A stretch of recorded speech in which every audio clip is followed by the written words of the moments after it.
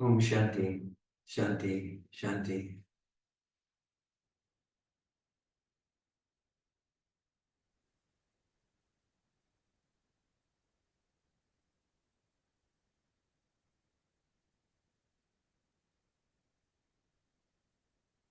Notice that in this moment,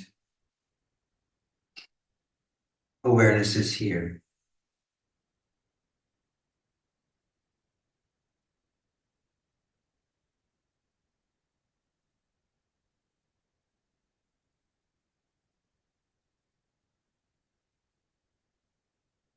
Notice that awareness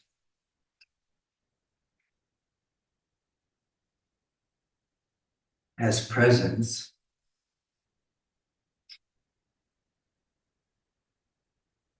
is aware.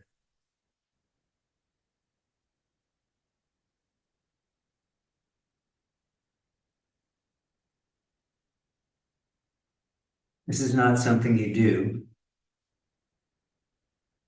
It's something you notice. That which is aware,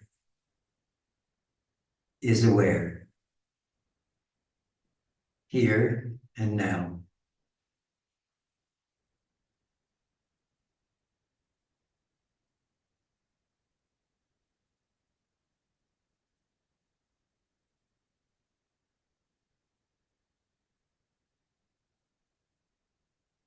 You, as a distinct or separate being, are not making yourself aware. You simply are that.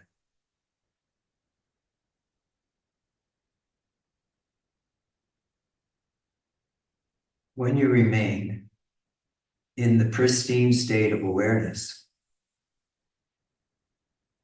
meaning not aware of any object, simply being aware,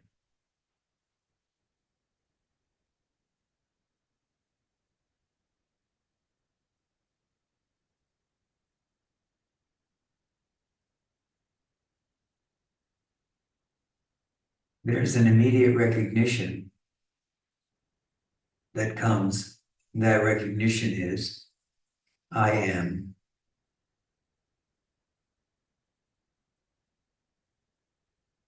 Simply I am.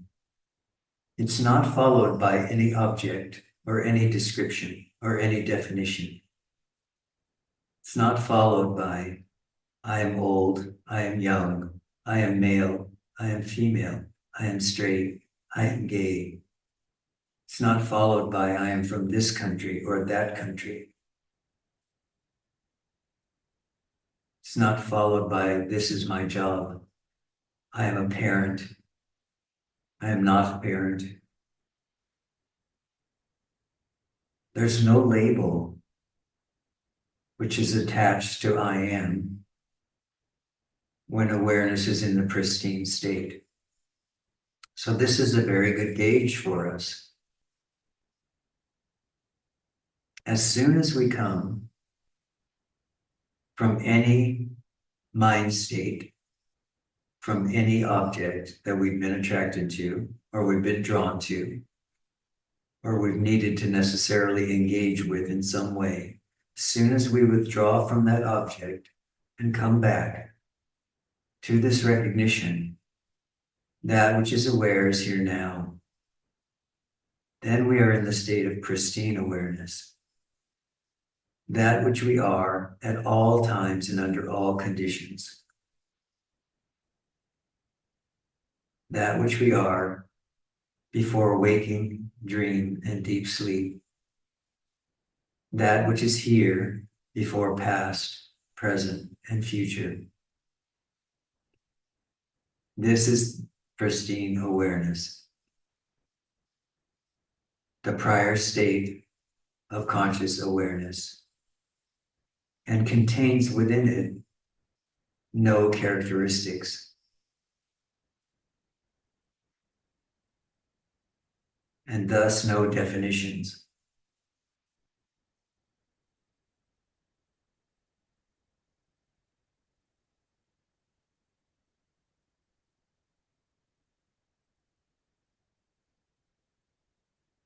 in order to know who I am, I have to turn away from the objects, away from the thoughts, the feelings, the experiences. Just temporarily, I have to turn away from those and come to this recognition that awareness is here.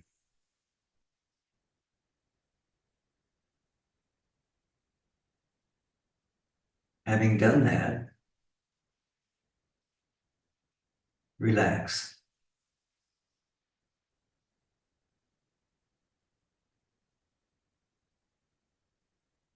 Are you able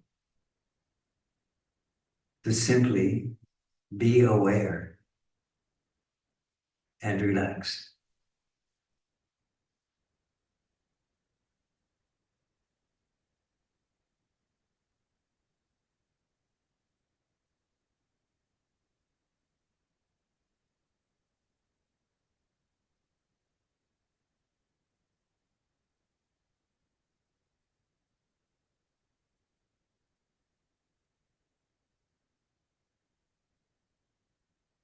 Surprisingly enough,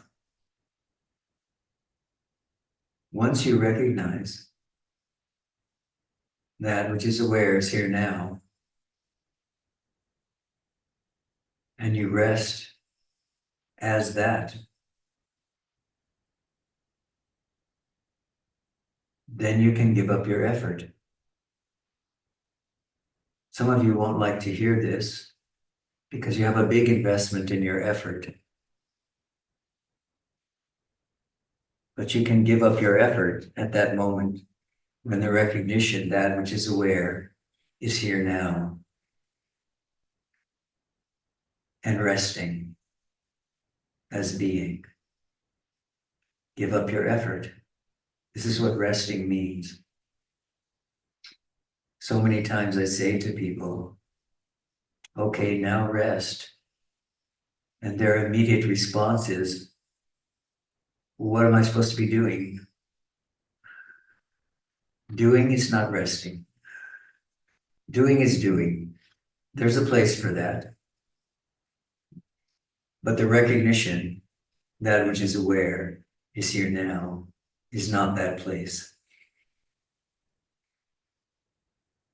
As soon as there's an effort to get somewhere, to understand something, to become something, to receive something, you are once again dancing with the mind, once again dancing with the personality. There's a place for that. This is not it.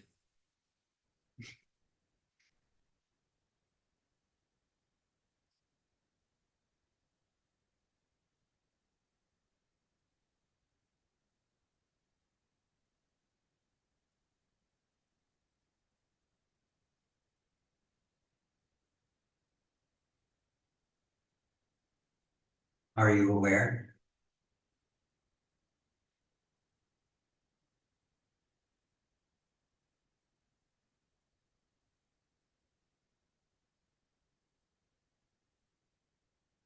If you slip away into some statement which says, I am this or that, I am this or that, I'm going here or there, I want this, I want that.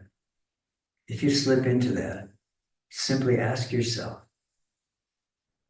am I aware?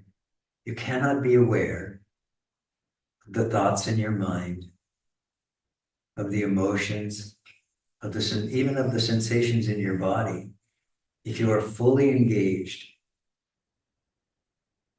with the answer to the question, am I aware?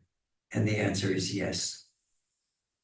This is the moment of rest, of relaxation, of being.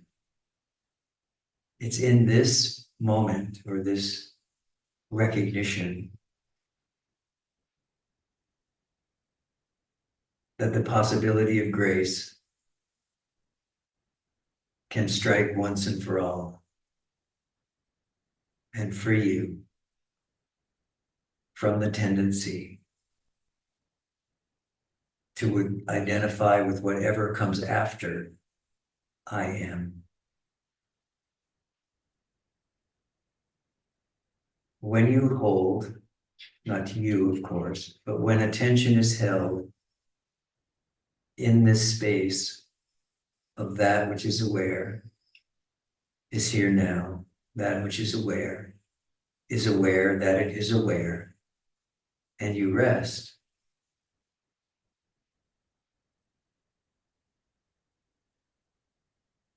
you free yourself, you liberate the mind from all its misunderstandings.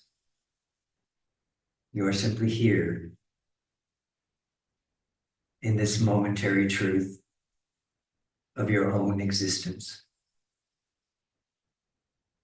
All the objects are gone.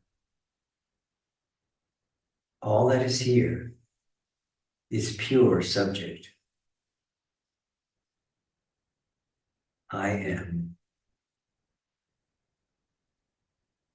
And you are free.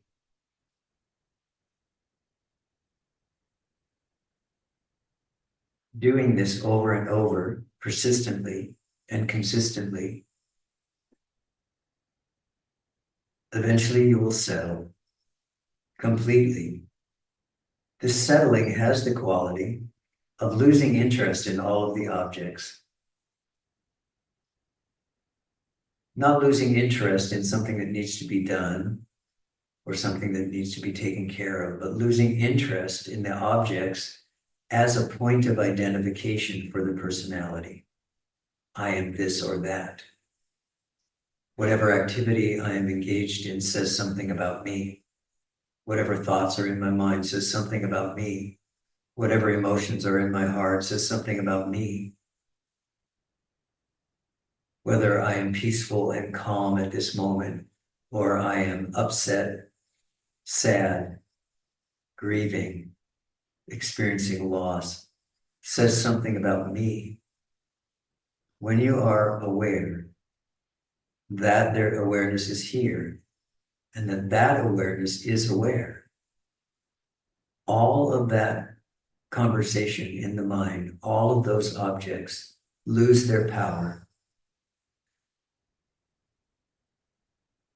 That's not to say that you won't still have to do a few things, or that you might not still have something that you enjoy doing, whether it's creating in some way, exercising, running, surfing, whatever it is you feel is an expression of you. You don't have to lose that. You don't have to give that up.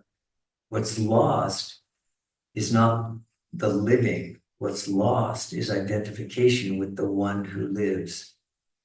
This comes along with the recognition that what is happening here is the Supreme is living, loving, laughing. And I, as a personality, make no claim on that. I am simply the vehicle and the vessel for life to express itself.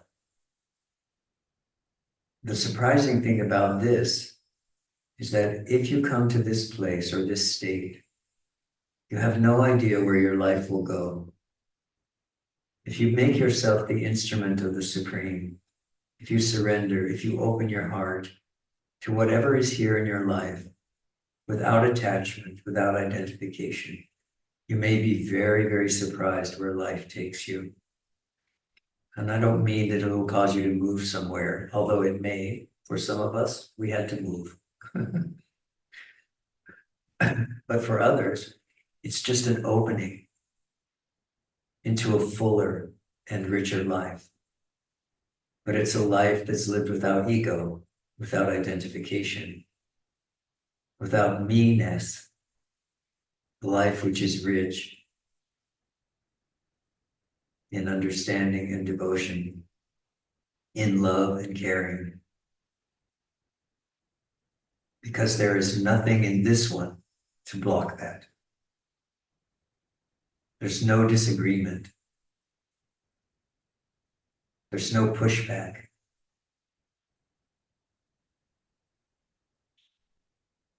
So keep coming back.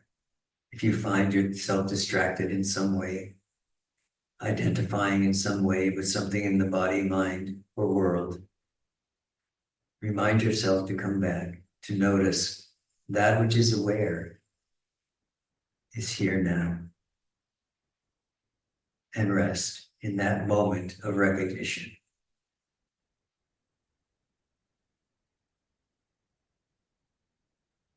From that moment on, life begins to take care of itself.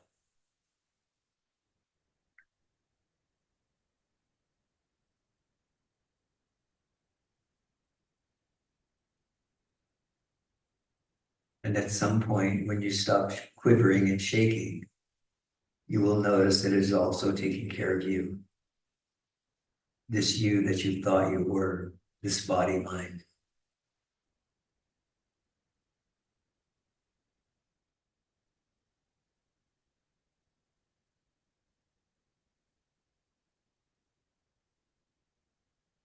All right, who has something they'd like to talk about or say?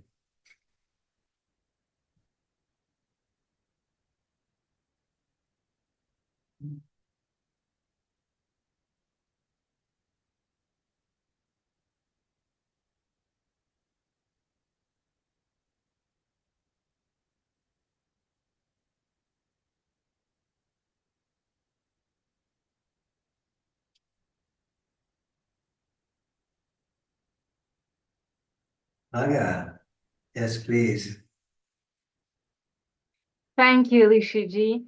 I would like to ask you if you could elaborate a bit on how to let go of all the efforts amid our busy daily life and all the duties. To me, it seems complicated. Are you aware right now? Are you aware? To some extent, because I don't feel like I am resting now. No, that's a different question. Are you aware? Yes, I am. Okay. The reason you said to a certain extent, but I don't feel that I'm resting now, is because you didn't stop with the simple yes, I am aware. Okay? So that's fine. What that means, though, is that there is this tendency to step over your natural state, just to step right over it and into whatever the flow is in your mind or in your life or in your experience or in, you just step right into the flow. And then when you do that, there's no possibility to realize that you are anything but the flow. So in that moment, you've forgotten you are the river, right? This is also the difference. The metaphor also can be used. You are the wave instead of the ocean. So this simple tool, am I aware, and listening for that very quick yes, and then stopping there just for a moment. You do that anytime during the day, you will see that you can, just for a moment, you can step out of that flow. And every time you do that, it's said in the Buddha's teaching, every moment of mindfulness conditions the next moment of mindfulness. So what's being pointed at there is that every time you just take a moment in your busy life to step out of the flow that has carried you away, and do that by asking, am I aware? And staying there long enough to say yes. You don't need to stay there a long time, right? You don't need to meditate for 15 minutes to know the answer to that question. are you aware? You either, you are aware. There is never a time, if you ask yourself that question or someone asks you from outside, there is never a time that you say no. You might say, I'm aware of this, or I'm aware of that, or this emotion is here, or this experience is here, or this busyness is here, or this commitment is here. You might follow it with what the qualifier is, but you will always say, yes, I am aware. So this is the tool, is to stop in that moment. As soon as you hear that yes, don't qualify it. Just stop right there, just for a moment. And each time you do that, the mind is such a habitual creature. It likes to follow the same pathways all the time, right? And this is not a bad thing unless we don't know that it's happening. If we do know that it's happening, then we can say, oh, the mind is very habitual. So, okay, if I ask the mind, am I aware? And I come into this moment of pristine awareness before anything else is acknowledged, then that habit will eventually be reinforced because the mind likes habit.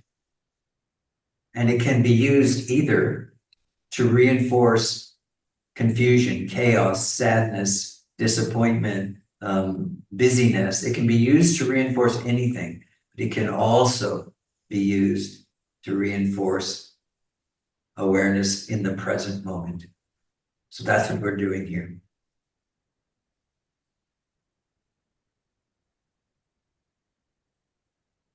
Thank you so much. That helped me a lot. Okay, good. Very good.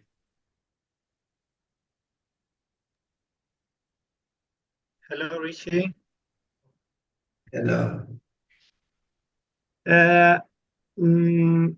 This question the other day I had like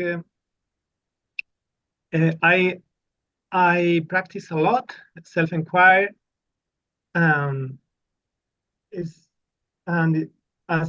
the more I practice, suddenly I feel like a strong fear to leave the body, strong fear to death. I feel a strong fear to death. So I know that the body is only a sack of blood, viscera, and excrements. The body is not important. In these teachings, the body is not important. But I even I know that, but I feel this fear the other day. Is the body telling you that it has fear, or what is telling you it has fear? Is it the body? The mind. Yes, it is the mind which says it has fear. Yes. Yeah, mind told me. But what can we do when this fear came up? What can we do to face this fear? If you have some advice. I gave you the first clue already. Is the body afraid of dying, or is the mind afraid of dying? It's the mind. It's the mind. Okay, so the first thing is to recognize and realize that it is not the fear of the body dying that you're dealing with, but the mind will create for you the impression that if you keep going, or if you dissolve the mind, that you will die. And of course, the answer to that, the truth about that is yes, you will die. But you dying is the concept or the construct of Alberto, right? That concept is what dissolves. Or you can say the ego is what dies. The mind likes to bring this up, and it comes as almost as a fear of death, as though you're physically going to die. But that is not what's happening. You are going to die at some point, but you aren't the decider of that, and neither is the ego mind. That's beyond your pay grade, we say in America. That's beyond your pay grade. When your moment comes for the physical body to die, it will die. That's not your concern now. So what can you do? When this fear comes up, you can recognize this is fear and be willing to stand in it. Now, what do I mean by stand in it?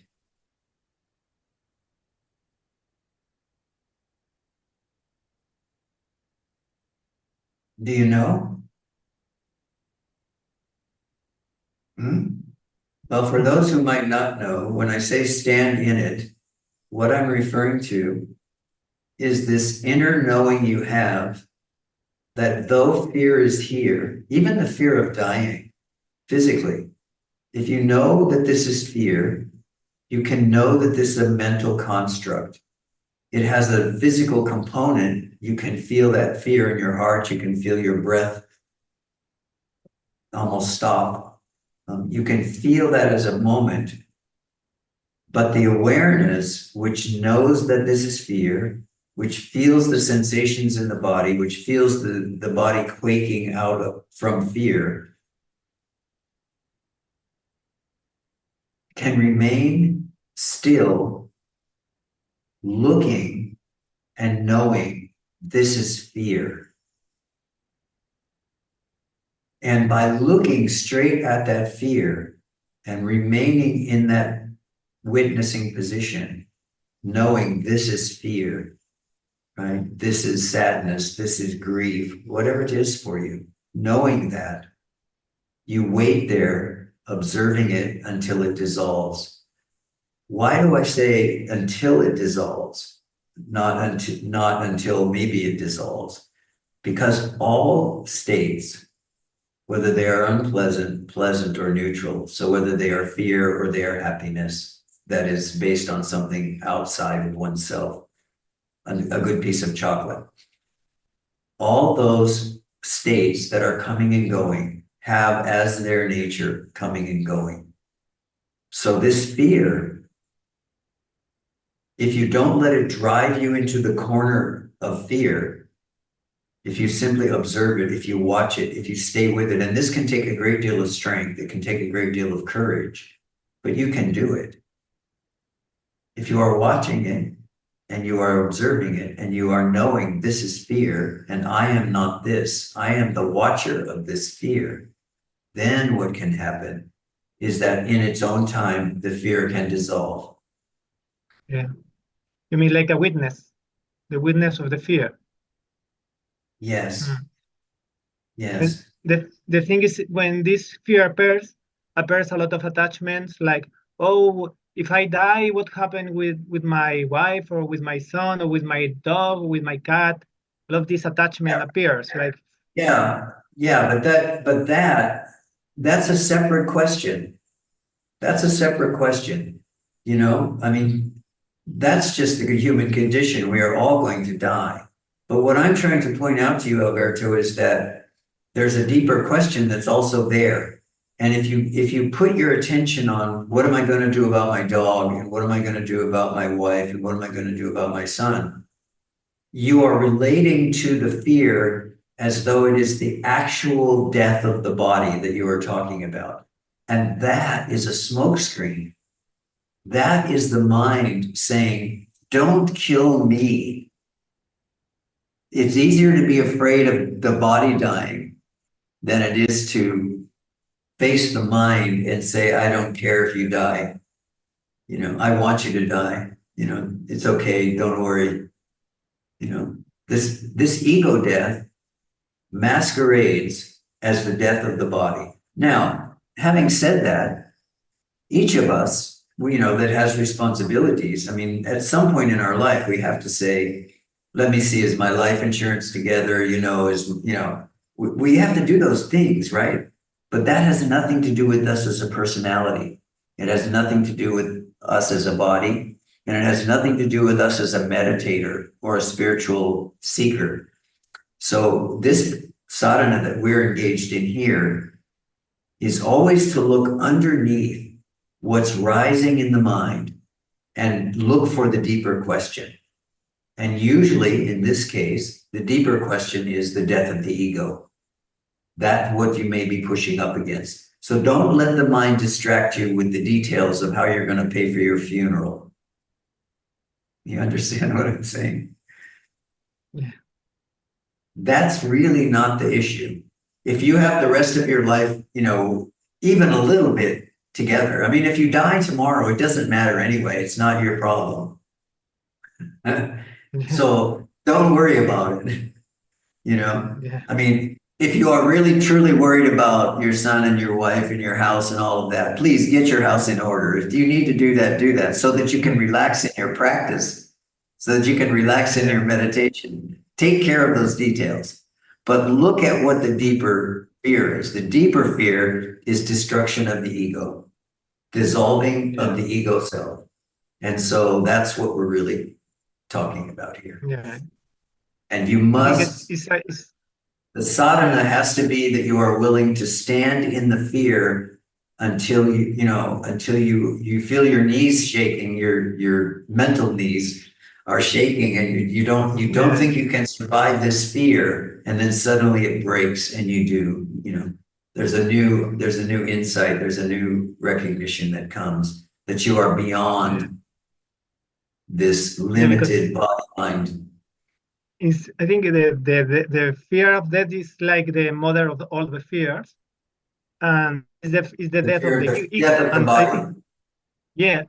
I think it's like a strategy of the ego for disturb your self-inquiry, your self-investigation. It's kind of a strategy of the ego for disturb. I see like that.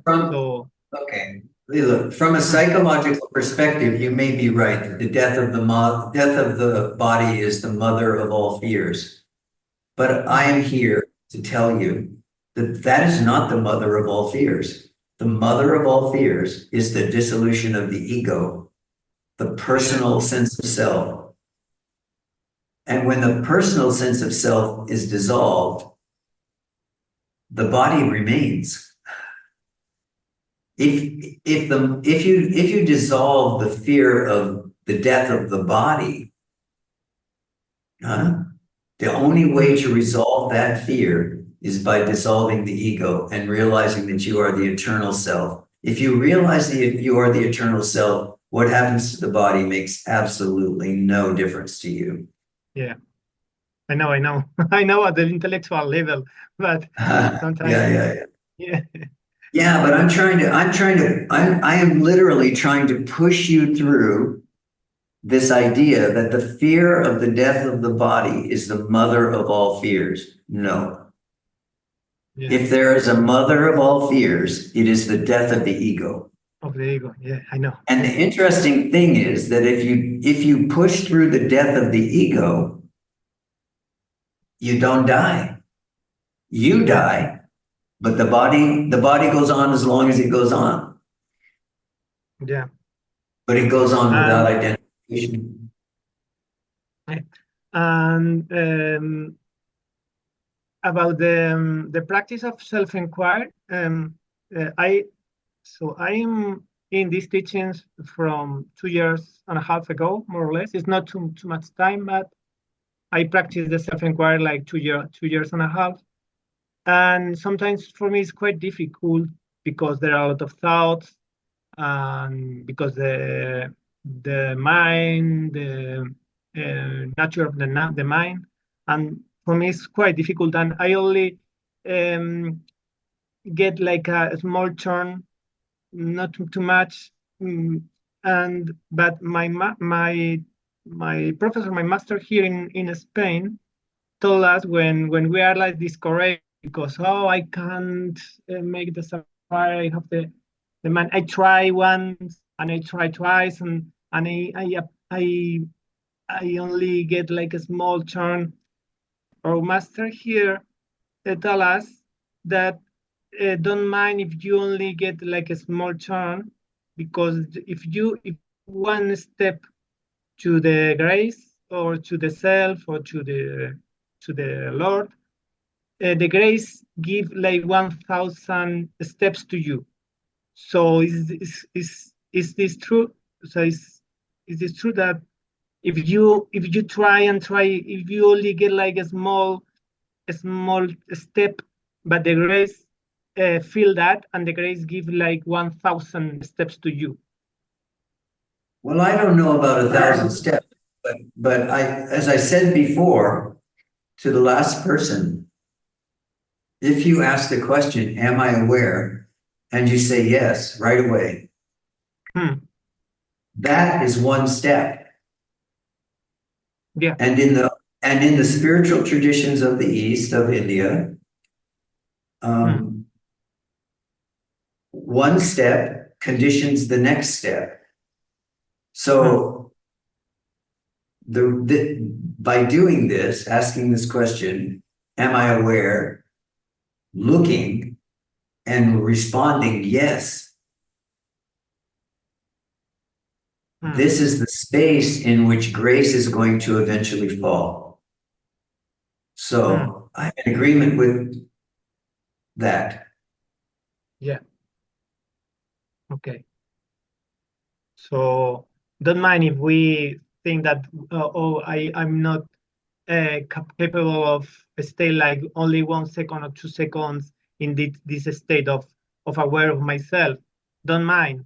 So only stay the time that you can, but only stay would be the response, the advice. Yes. Be persistent. Yeah. Okay, thank you. And Alberto, I am not recommending that you make a great effort. I know you from the meetings we've had here, and I know that you like to make a great effort. Yeah. But I am not saying make a great effort. I am simply saying, are you aware? Are you aware? Yes. Yes. That's all the effort I want you to make.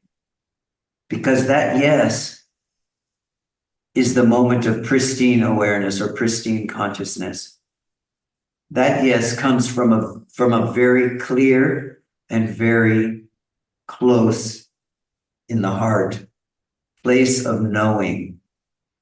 This yes comes from the place where you are already awake. Yeah. Okay. Remember that. I know. Okay. I'm aware. Thank you so much. Yes. Much love.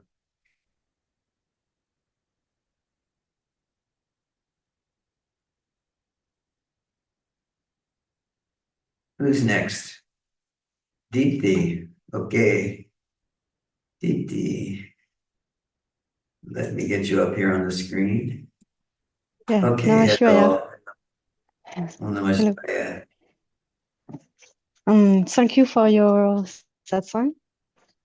And for me, sometimes I'm aware and I feel unity. I feel flow of life and love. And sometimes I just forget.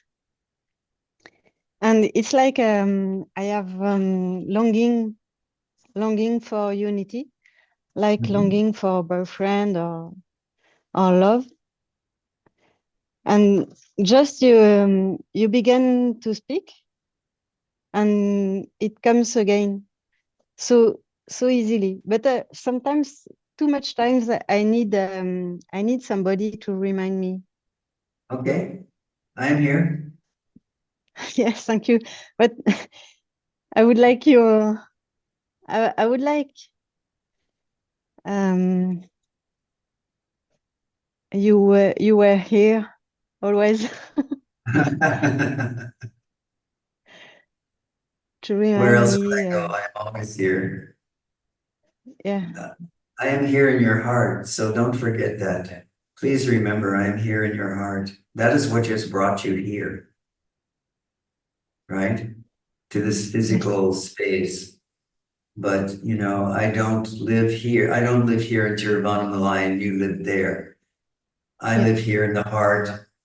you live there in the heart, and I live there in your heart. The reason you can feel anything toward or for me or for this practice is because it's there in your heart. It's just not stable yet. It's not firm, Yes. right? So we keep coming back. We keep coming back to this question, am I aware? Yes. And we keep coming back to satsang. We keep coming back to the community of devotees that are looking for this firm foundation also. Just like you are. All these people are looking for this firm foundation. They are your brothers and sisters. So you have support of this whole community in what you are trying to do.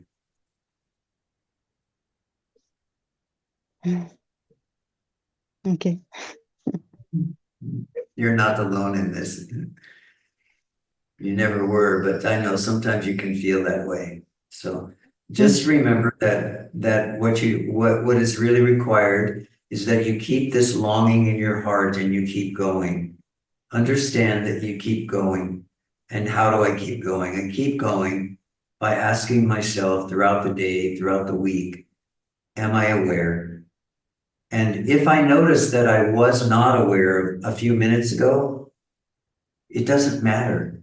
If you ask yourself the question, am I aware? And you say, oh, yes, I am aware of whatever, I'm aware of the sun. I'm aware of the wind. I'm aware that I'm eating. I'm aware that I just woke up from sleeping. I'm aware that I'm walking. I'm aware that, I'm talking to someone. I'm doing something with my hands. Whatever it is you are aware of, if you ask yourself, am I aware? That will bring you into the heart space. And from the heart space, you simply rest and continue whatever your life is doing at that moment.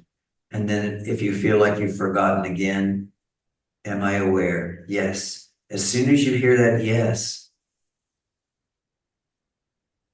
you're good. You keep doing this over and over, and eventually you don't need to ask that question anymore. You simply know that in every moment, every waking moment throughout your day, every waking moment, you are aware in some way. Sometimes awareness is clear and strong. I am full power. I am. And other times it's kind of a little foggy and it's not clear. But then you are just aware of not clear. There's no difference if you are aware of clear and you are aware of not clear. Because the moment you say, I am aware that I am not clear, are you not clear at that moment? You are clear at that moment, right? You're just clear that you're not clear. And somehow the mind is fuzzy, right? Yes. So just continue to ask yourself, am I aware? And keep coming back into this heart space. I want to remind all of you that when you ask the question, am I aware? It's just like the question, who am I? The answer is not here, right? It's not in the mind. It's not a mental process. It's an actual looking. Who is this I? Am I aware? Who is this I that is aware? It's an actual looking. But when you take it up as a persistent and consistent practice throughout all the moments of your and circumstances of your day and your life, then, everything comes out okay in the end because you continue to strengthen this foundation on which you're standing. Yeah. Yes. Thank you. Health. Yeah.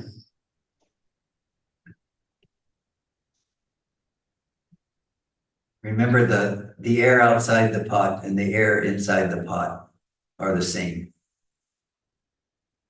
You are that.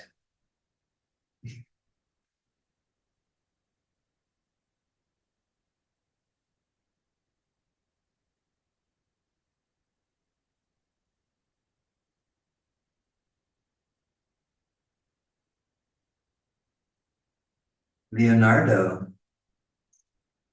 Hello, hello. Namaste, Guruji.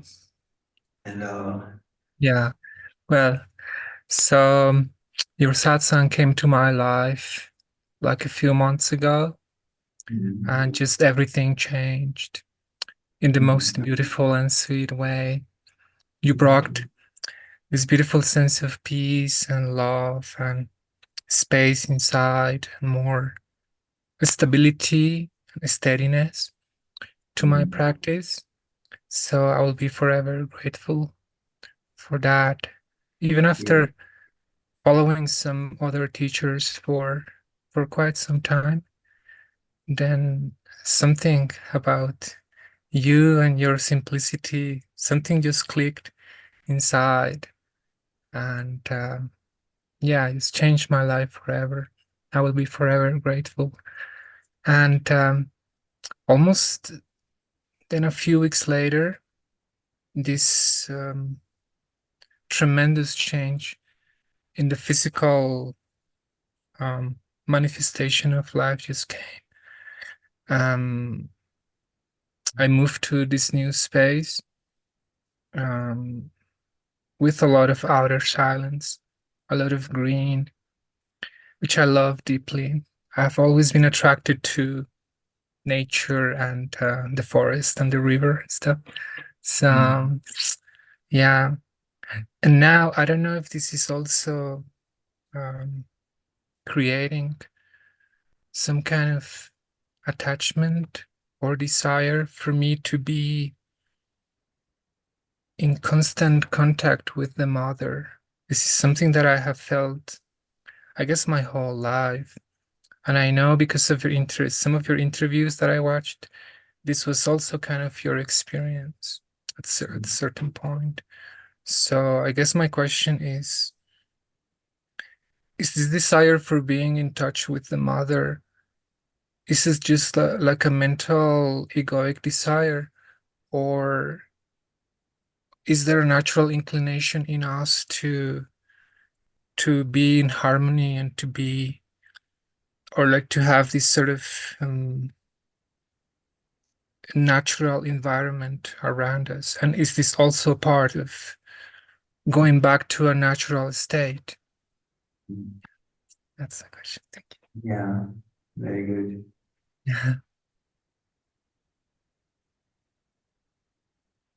This is also part of going back to a natural state. But I will also say that what is the natural state? You know, the natural state is actually the state of that you are describing, that sense of peace, that sense of for you it's to be surrounded by nature, but would you not be able to feel that sense of presence or of connection if you were in a city? Yeah, well, I'm completely able. Sometimes I have to go to the city and I feel like, of course, I can also meditate and I can also like, be in touch with myself. But somehow it feels that here is easier, just somehow. And also the Yes, external yes. silence, I feel it helps. Yes, I agree with that. I mean, I live out in the country for that very reason. I lived in the city for many years and I live out away from the city now for that very reason, because at a certain point, it just is very pleasant to, you know, there's a lot of enjoyment with having the silence around. And those of you who live out in the country and live in beautiful places, I know that some of you do. You know, this sense of peacefulness and quiet, and yeah, is very nurturing and very supportive. But the interesting thing I would like to point out to you is that you notice that there's more work to be done, because, and the reason I say that is because even when we come out to a beautiful location in the country and we have quiet around us and we're not all caught up in the busyness that so many people are being driven by the energy of modern life, and we are not. That one of the things that can come to the fore is this question of, is this okay? You know? Yeah. Yeah.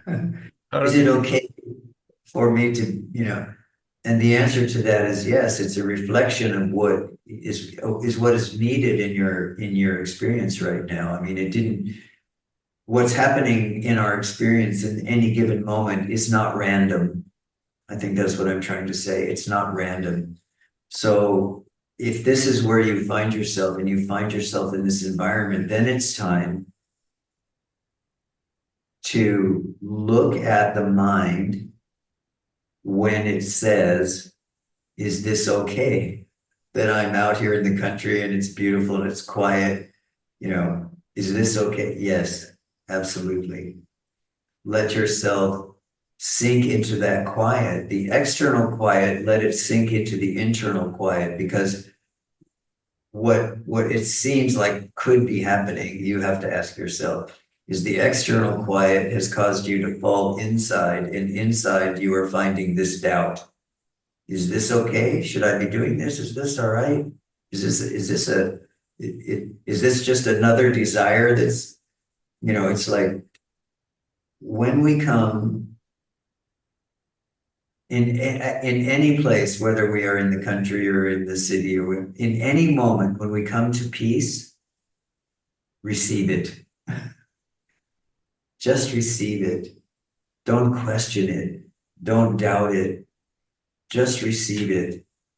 Because the experience of peace is like any other experience. It's an experience, and it may go. It will go at some point. So take the opportunity while there's peace and calm and pleasantness in your life to sink deeply into the natural state which is in your heart, not necessarily the natural state which is around you. That's a gateway to the natural state which is in your heart. And if that natural state in your heart becomes firm, as it will, then you can go anywhere. You can be in any kind of circumstance, and that natural state will remain as your center of being. You will be in that center of being in all places, at all times, under all circumstances. So, Okay. Thank you. yeah, Thank you. feel what it feels like to be there and stay there. Absolutely. Enjoy.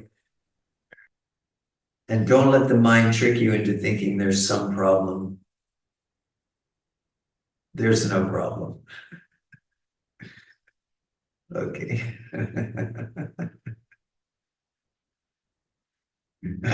Hari Om, Hari Om.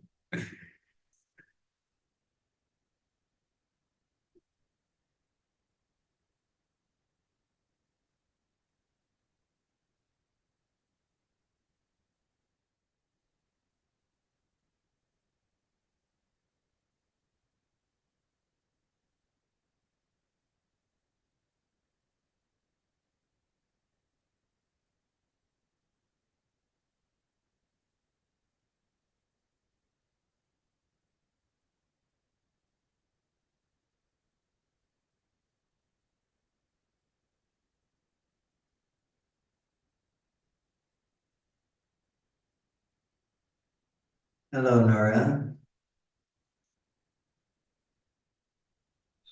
Thank you. Good. A big sigh for all of us.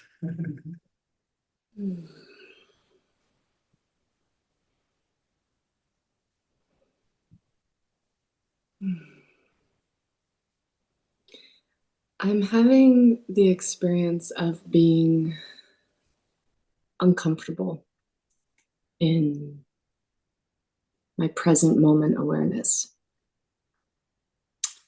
And I'm having an experience of anxiety when it comes to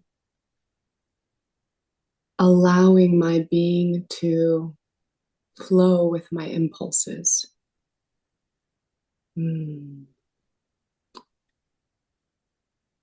I'm having an experience of being body-led and then mentally interrupted around my impulses, especially when my mind is deeming my impulses as addictive behaviors.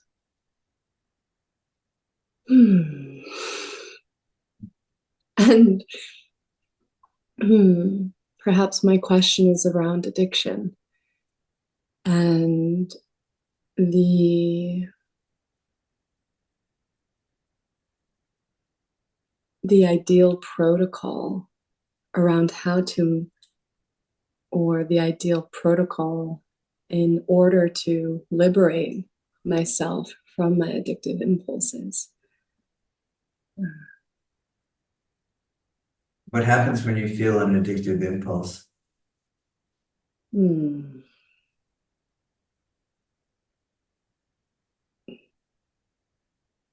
It's almost as if I'm not present, actually. Or I'm experiencing discomfort and an ejection response to my body, to my reality, my mind. And what's happening is this urge or this longing to run away or to escape what it is that I'm feeling or experiencing. Yes. This is always at the root of addiction behavior. Is this desire to run away, as you say, or to hide in some way.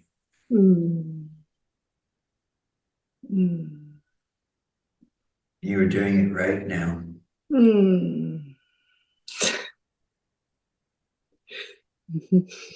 That inability to look directly at the person that you're speaking with, especially when you're speaking in such an intimate way, about something that's so deeply within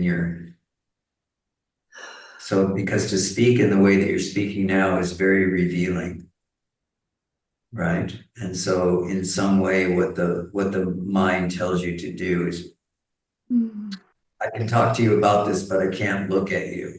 It's like almost that kind of a response.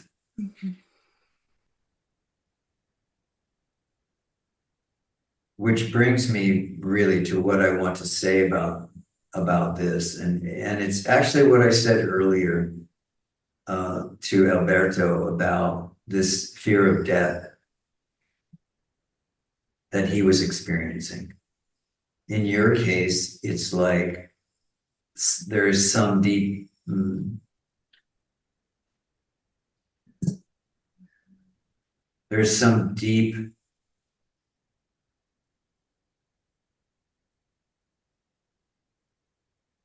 something deep which you are running away from. And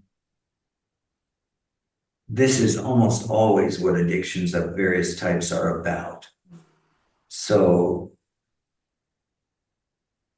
one trains oneself slowly,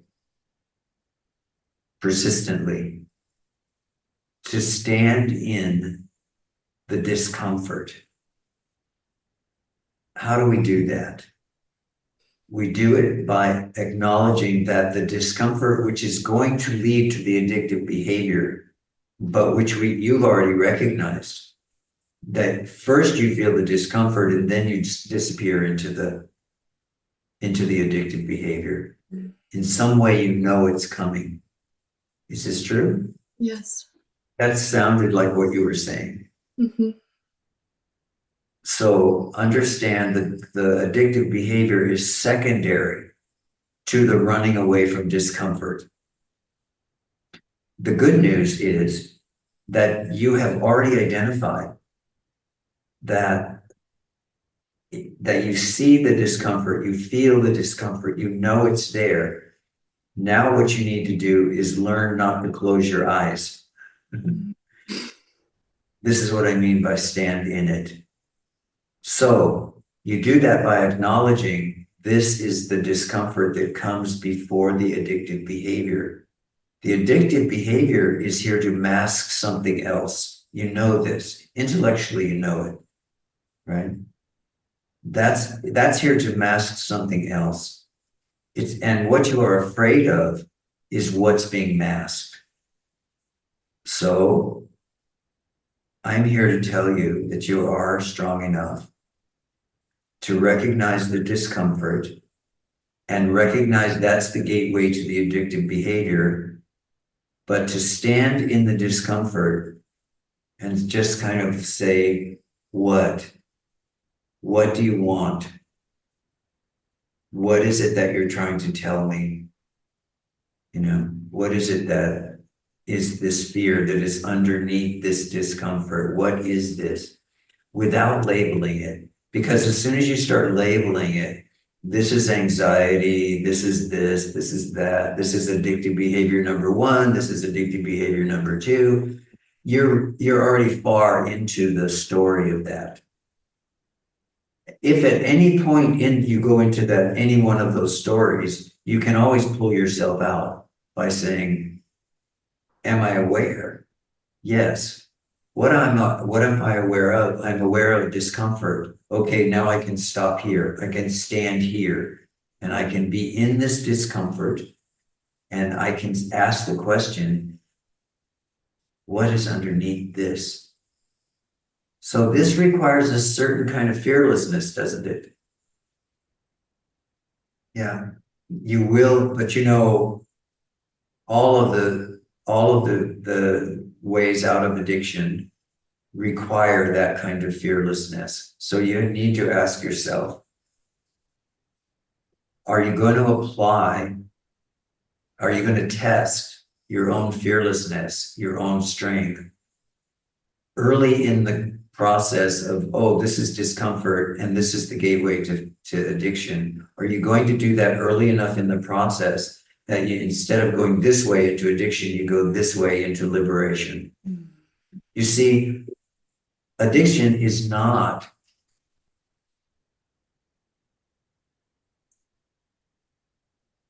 it's bad, but it's also the recognition that the tendency is to go away from liberation. And the fact that you're sitting here now and that we're having this conversation indicates that there's a strong desire in your heart to break down that duality, and instead of going into addiction, into addictive behaviors, be willing to go into liberation. Because understand that the desire to go away, to hide, or to go into whatever the addiction is also the desire for liberation. You are trying to go toward liberation in a way that won't get you there. Except through a lot of heartache. You know, a lot of people have come to liberation through the pathway of addiction, but it's a lot of heartache. You know, you're already feeling that. So if you understand that this tendency toward an addictive personality or an addictive way of being in the world is the impulse to liberation not understood correctly, then you have a chance to liberate yourself through the fact that you go into this pathway of addiction. And the way you do that is go to the very first thing you feel on that pathway into addiction, which you call discomfort. And before it gets too far, recognize this is the opening to the pathway to liberation. And be willing to stand quietly and firmly in that place, recognizing that at that moment you have a choice. Once the addiction gets active, then you probably don't have much of a choice, or at least you feel like you don't have much of a choice. But at this moment, this is discomfort. This will lead me in this direction. My intention, my purpose in this life is to go toward freedom and liberation. Then I can stand in this moment and say, what is under this discomfort? And explore that before the mind carries you into fear. That would be my recommendation.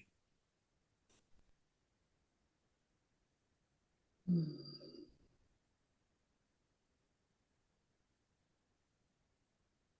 you feel like you can do that? Yes. Yes? Yeah. Okay. I can try to, I can begin to Yes. try to do that. Yes. Yes. Yes, thank you.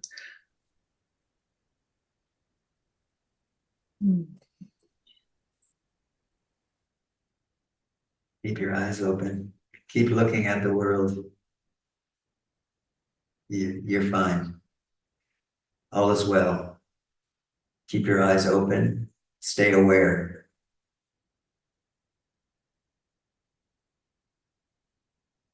Both with your eyes and with your heart. Stay aware. If you know, I am aware, I am here, I am now, stop there.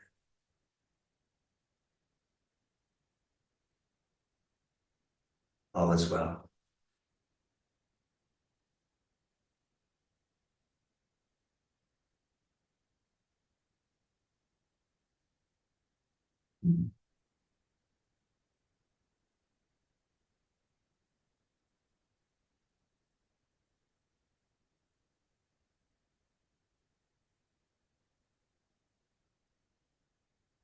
Anything else, Nora?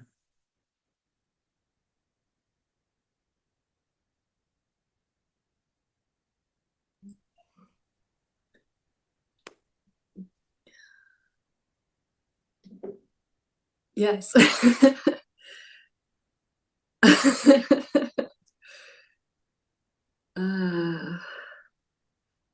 I feel resistance to the bliss that lives inside of me. Very good. Very good.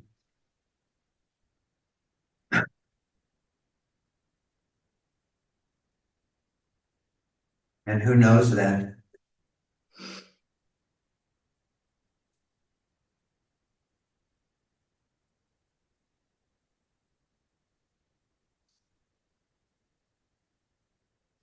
You see, even a thought like this, I feel resistance to the bliss that lives inside me. We have a choice. Do we become the resistance, or do we become the one who is aware of that thought, who is before that thought?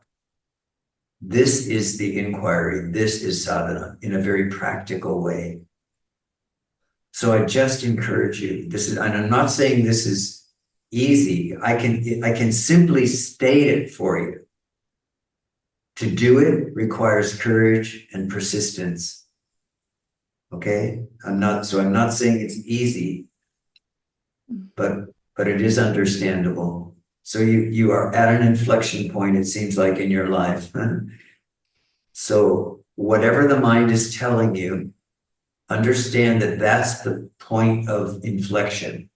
That's the point of that it's necessary to come into this present moment and then make the choice. Do I go into resistance, or do I go into presence and remain here as that? Do I go into addictive behavior, or do I remain here knowing that the addictive behavior is the quest for liberation? And I'm interested in liberation. So I will go that way.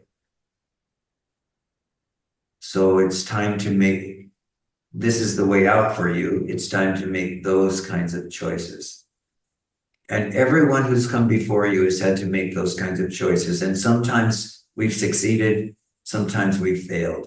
Everyone who's on this path of liberation or self-recognition or self-realization has ultimately succeeded, but with lots of failure along the way. So be very kind to yourself. Be very kind with whatever comes up.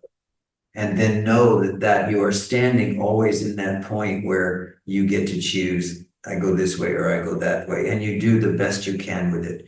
And if it happens to get away from you in some way or another, There's no one to blame. There's nothing to blame. Just come back. Am I aware? Yes. All right, now I'm back. Forget the idea of being a sinner or a saint. Just be Nora. I'm back here now. And so at this moment, I am succeeding here now. I am this. I'm that which is aware. And that very return is strengthening your intention and your resolve. So keep going. Keep going. Even when it's difficult.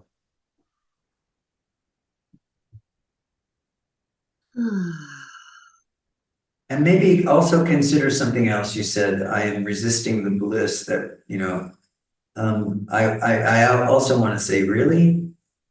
You are resisting the bliss? I don't think so. But resistance to bliss is there? Yes, but understand that's very likely a karmic tendency. So don't take that personally. That's not a personal thing. It's just a karmic tendency. You don't know whether that's coming from sometime in this life, coming from sometime in a previous life. So don't accept responsibility for that. Accept responsibility for making the choice to be here, be now, be aware, be present in life, and see how you do. You'll get stronger as time goes on. Send me a message and let me know how you're doing, or come to Satsang and tell me.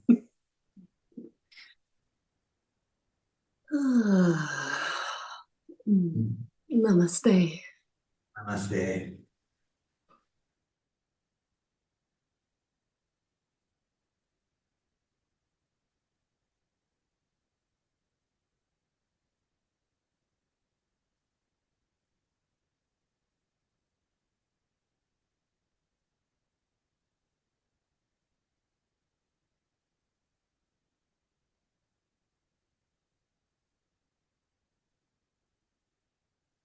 All right, dear friends, here's a few lines for you for the end of the satsang tonight.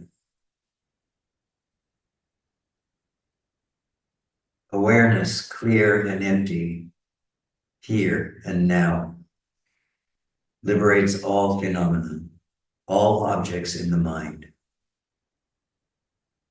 Unborn, empty, naked, before all else, pristine awareness is the nature of the self. Liberated by awareness, all that rises is liberated in its own nature, here and now. Nothing else matters.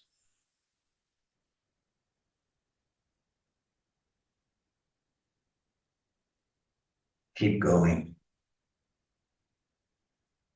Know yourself as being consciousness and bliss. Persist in that knowledge under all circumstances, and all will be well.